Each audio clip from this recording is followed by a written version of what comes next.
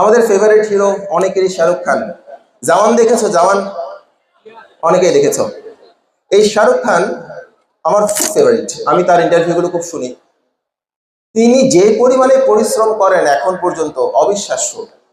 তিনি যখন শাহরুখ খান হয়ে উঠছিলেন তখন তিনি প্রতিদিন ঘুমাতেন 3.5 থেকে 4 ঘন্টা মাত্র, 3.5 থেকে 4 ঘন্টা। সো কম ঘুমালে চেহারা নষ্ট হয় এই কথাটা সত্য নয়। কম ঘুমাও। তুমি যদি কম না ঘুমাও তাহলে তোমার কাজগুলো ঠিক মতো গুছিয়ে করতে পারবে না। তোমার যে বন্ধুটা কম ঘুমিয়ে বেশি পড়াশোনা করবে সে কিন্তু তোমার থেকে অটোমেটিক্যালি এগিয়ে যাবে।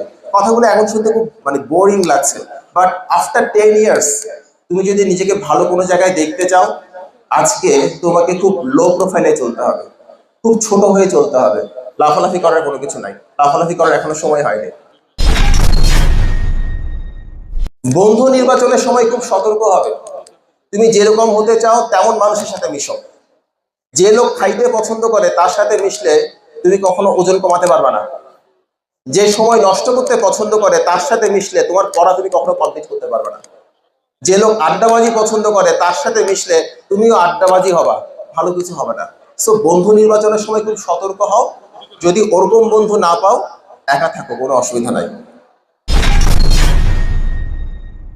দেখবে তোমার আশেপাশে তোমার বন্ধুরা অনেক আনন্দ করছে, ফুর্তি করছে, বাইকে ঘুরে বেড়াচ্ছে, আর তুমি টেবিলে বসে বসে পড়াশোনা করতেছো। এমন একটা দিন আসবে যখন তুমি এরকম মঞ্চে বসে থাকবে, তোমার বন্ধুরা কিচ্ছু করতে পারবে না। ওই দিনটার জন্য ওয়েট করো, পড়াশোনা করো। পড়াশোনা না করলে হবে না এই দিনটা। লাইফে কখনো কারোর সঙ্গে কম্পিটিশনে যেও না। কে কতটুকু করলো কতটুকু করলো না ওটা নিয়ে কখনো ভেবো না। তুমি আজকে যেমন আছো, কালকে যদি তার থেকে একটু ভালো কিছু করতে পারো, ধরো তুমি আজকে পড়াশোনা করেছো 2 ঘন্টা, আগামীকালকে পড়াশোনা করেছো 2 ঘন্টা 10 মিনিট, ইউ আর সাকসেসফুল। ধরো তুমি গত পরীক্ষাতে পেয়েছো, ধরো 100-তে 33 পেলে পাস, ধরে নিচ্ছি আমি কথার স্বার্থে, 100-তে 33 পেলে পাস। তুমি একটা পরীক্ষাতে পেয়েছো 20, পরের পরীক্ষাতে পেয়েছো 24, তুমি কিন্তু ফেল করেছো পরের পরীক্ষাতে, কিন্তু আমি তোমাকে বলবো তুমি সফল।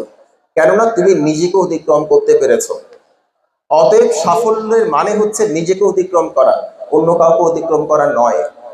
তোমার সমস্ত কম্পিটিশন হবে নিজের সাথে, যাতে গতকালকে তুমি চাইতে আজকে তুমিটা একটু বেটার হও, আগামীকালকে তুমিটা আজকের তুমি চাইতে আরেকটু বেটার হও। ক্লিয়ার কথাটা? সব সময় নিজেকে অতিক্রম করার চেষ্টা করো, অন্য কাউকে অতিক্রম করার চেষ্টা কখনো করবে না। আমরা অনেক সময় ক্লান্ত হয়ে পড়ি না পড়াশোনা করতে করতে? এই ক্লান্তিটা যতটা শারীরিক তার থেকে অনেক বেশি মানসিক।